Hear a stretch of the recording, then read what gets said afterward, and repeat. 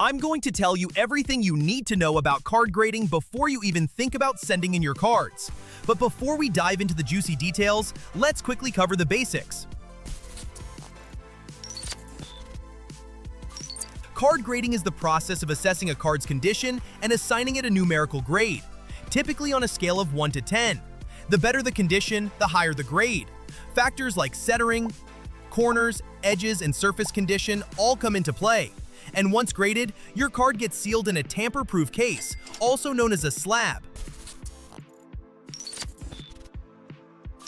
Not all grading companies are created equally. The biggest name in the game is PSA. Founded in 1991, Professional Sports Authenticator is the granddaddy of grading, the most famous name, especially for Pokémon. PSA uses a 1 to 10 scale. They have one of the longest wait times, but also the biggest resale value. As of mid-2025, PSA's TCG bulk tier runs about $19 per card.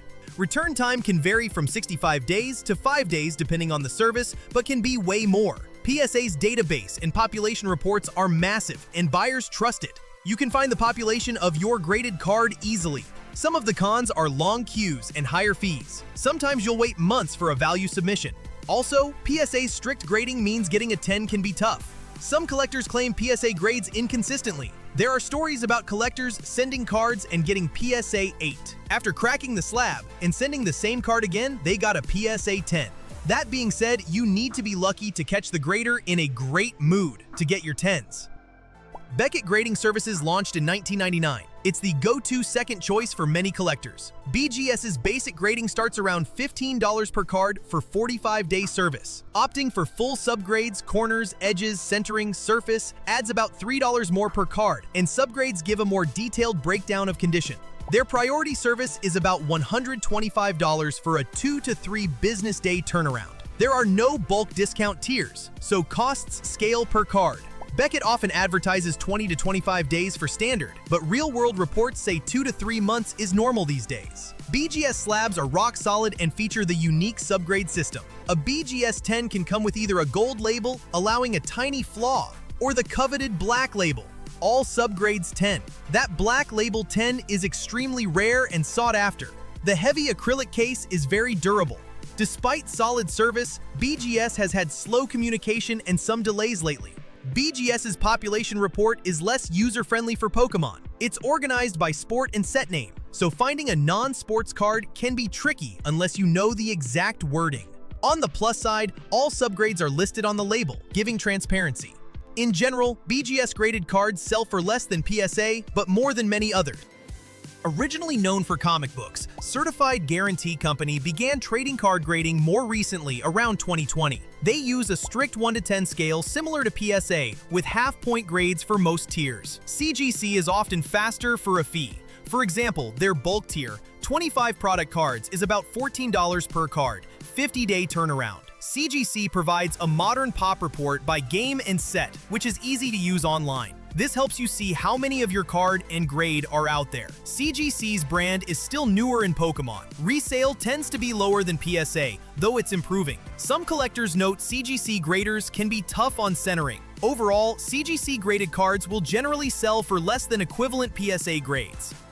Technical authentication and grading is a high-tech newcomer around 2022, backed by the people behind Beckett. Their slab is unique, completely transparent with no paper insert. Instead, the card data and grade are laser-etched directly into the acrylic. Every tag slab comes with a DAG report, a scannable QR code that shows high-res images of any tiny flaws, scoring breakdowns, population rank, and even a 1,000-point tag score. Tag's flat rate is $25 per card, with insurance up to $500 included.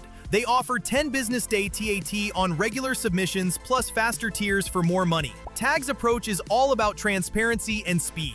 There are no hidden fees by card value. The paperless slab means zero glare or distractions from labels. Their digital reports give you more info than any other grader does. Tag slab is made of UV-resistant acrylic and is stackable with other tag slabs. As a brand new service, tag slabs don't yet command the same market prices as PSA BGS. The founder, Gary King Pokemon Hasi, even praises it as the first and only 100% AI grading and recommends giving it a shot.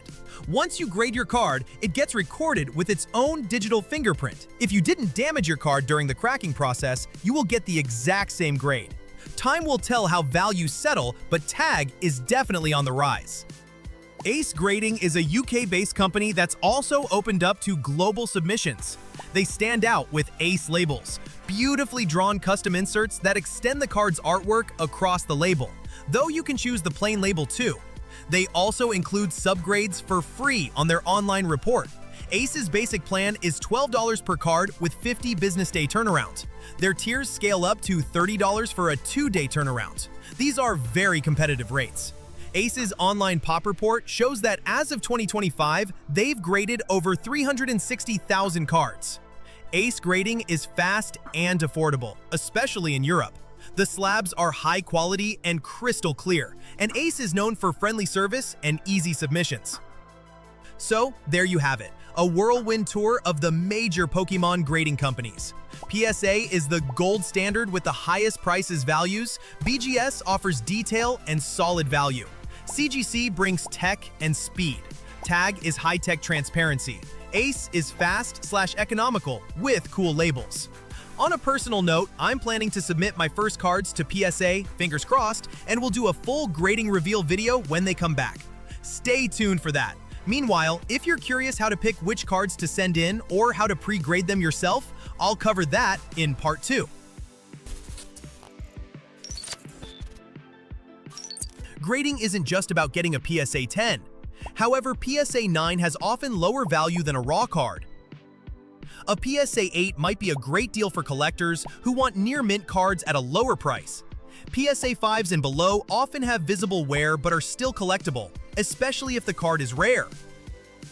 And get this, sometimes a PSA 1, also called poor condition, can be worth more than a PSA 2 or 3. Collectors love the battle-worn look, especially for vintage cards.